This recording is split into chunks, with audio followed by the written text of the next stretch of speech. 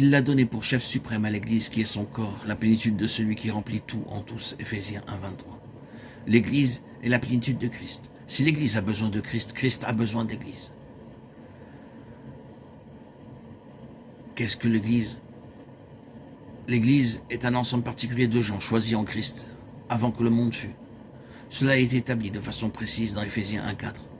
Il y est spécifié que l'Église est ensemble. C'est un ensemble particulier de personnes a été élu en lui, tout aussi précisément que Christ a été élu. Elle est un ensemble de gens appelés hors des nations pour être maintenant un peuple céleste, non pas plus tard dans les âges à venir, mais maintenant. Cela est clairement contenu dans Actes 15, 14. Dieu a d'abord jeté les regards sur les nations pour choisir du milieu d'elles un peuple qui porte son nom. Et c'est à cela que notre Seigneur a fait allusion lorsqu'il a dit « Je bâtirai mon Église ». L'Église est un ensemble de gens qui, bien qu'appelés individuellement, ne sont pas simplement autant d'individus. Ils n'ont jamais été élus individuellement, ils n'ont jamais été choisis séparément, mais comme un tout.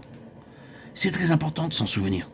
Et comme l'œuvre du Saint-Esprit est toujours de rendre réel ce qui a été éternellement déterminé et établi par Dieu de même, c'est son œuvre de rendre réel et pratique cette unité éternelle en Christ, avec Christ, car c'est là le dessein de Dieu.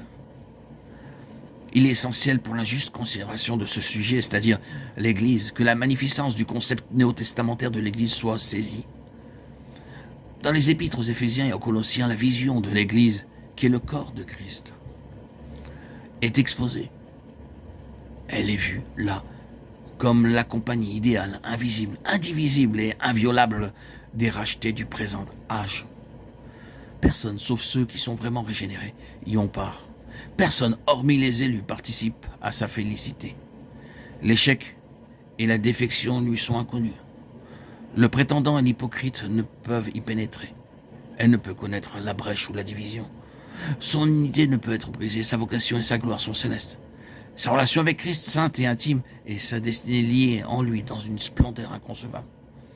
À travers les siècles de notre ère, chaque génération qui est en marche n'y apporte qu'une contribution. Tandis qu'historiquement, ses membres sont appelés un par un et y sont incorporés aux yeux de Dieu. Elle se présente toujours dans son état complet et dans sa gloire. En vérité, elle a été dans son cœur depuis bien avant tous les temps de leur promontoire céleste privilégié. Les ordres angéliques l'observent et sont impressionnés et illuminés par la sagesse infiniment variée de son divin architecte.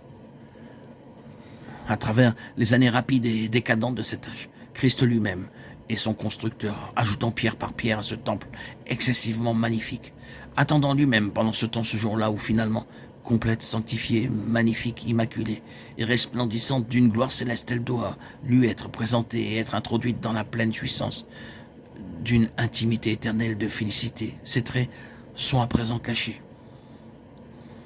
Je suis sûr que vous convenez que d'une part, il n'y a là aucune exagération et que d'autre part, c'est une présentation de quelque chose qui est d'une importance formidable pour Dieu, pour Christ et pour nous-mêmes.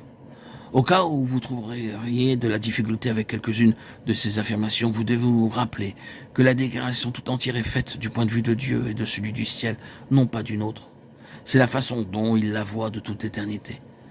Ce qu'il peut voir quant à la condition présente des choses ici-bas peut être autre chose, mais c'est là la conception éternelle de Dieu. Et c'est ainsi que Dieu l'aura éternellement. Elle sera comme cela. Et finalement, elle se révélera avoir été comme cela. Il peut être difficile pour nous de voir. Néanmoins, si nous pouvions voir du point de vue de Dieu, nous nous rendrions compte que chaque phrase de cette déclaration est vraie.